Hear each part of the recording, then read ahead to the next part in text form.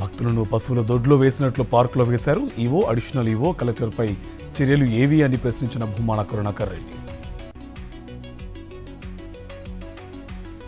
కృష్ణా జిల్లా కొండపావులూరులో ఎన్డీఆర్ఎఫ్ ఆవిర్భావ వేడుకలు. ఎన్ఐటీఎం ప్రాంగణాన్ని ప్రారంభించిన హోంమంత్రి అమిత్ షా. కూటమి పాలనలో తిరుమలలో అపచారాలు, అరాచకాలు ఎక్కువయ్యాయి. చంద్రబాబు చేసిన పాపాలే శాపాలయ్య అంటున్న వామపక్షాలు, స్థానికులు. ఎన్టీఆర్ వర్ధంతి కార్యక్రమాల్లో టీడీపీ శ్రేణుల అత్యుత్సాహం. సాలూరు పట్టణంలో విజయోత్సవ ర్యాలీలను నిర్వహించిన బైక్ ర్యాలీ. తెలంగాణకు మరో భారీ పెట్టుబడి 450 కోట్లతో కొత్త ఐటీ పార్క్ ఏర్పాటుకు క్యాపిటల్ ల్యాండ్తో ఒప్పందం. అల్లూరు ఏజెన్సీలో శ్రీ శ్రీ శ్రీ మోదకొండమ్మ అమ్మవారి తీర్థ మహోత్సవాలు, ప్రత్యేక పూజా కార్యక్రమాలు నిర్వహించిన భక్తులు. కుమరవెల్లి మల్లన్న ఆలయంలో ఘనంగా కొనసాగుతున్న బ్రహ్మోత్సవాలు.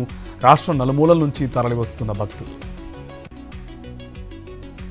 క్రికెట్ బెట్టింగ్ కేసులో కదులుతున్న కూటమి నేతల లింకులు.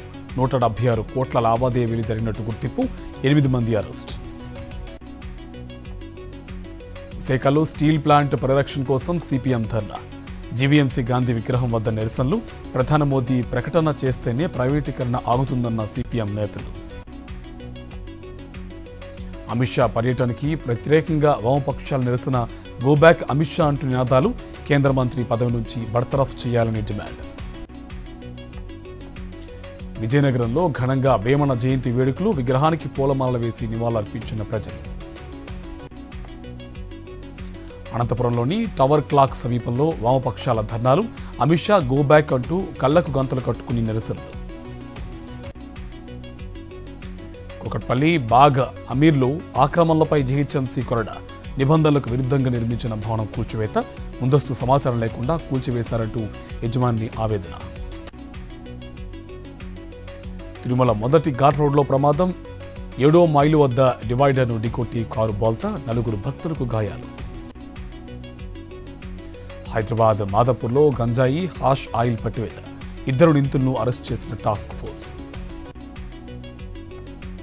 కర్నూలు జిల్లా ఎమ్మిగనూరులో బాలుడి కిడ్నాప్ కలకలం. మొబైల్ ఆశ చూపి 5 ఏళ్ల బాలుడిని కిడ్నాప్ చేసిన ఆగంతకులు. జగిత్యాల జిల్లా కొండగట్టు శివార్లో బోర్వెల్ లారీ బోల్తా. ఘటనలో 4 తీవ్ర గాయాలు. పరిస్థితి విషమం. గోవా, హిమాచల్లో ఘోర ప్రమాదాలు. పారాగ్లైడింగ్ చేస్తూ 4 మృతి. సైఫ్ అలీఖాన్పై దాడి నిందితుడు బంగ్లాదేశ్ వాసి మహమ్మద్ షరీఫుల్ ఇస్లాం షహజాద్ను అరెస్ట్ చేశామన్న డీసీపీ దీక్షిత్. మహాకుంభమేళాకు వచ్చిన విదేశీ భక్తులతో యూపీ సీఎం భేటీ. యోగి ఆదిత్యనాథ్ సమక్షంలో జై శ్రీరామ్ పాటలు పాడిన ఫారిన్ భక్తులు. సంక్రాంతికి వస్తున్నాం కలెక్షన్ల సునామీ. బాక్సాఫీస్ వద్ద 161 కోట్ల రూపాయల వసూళ్లు.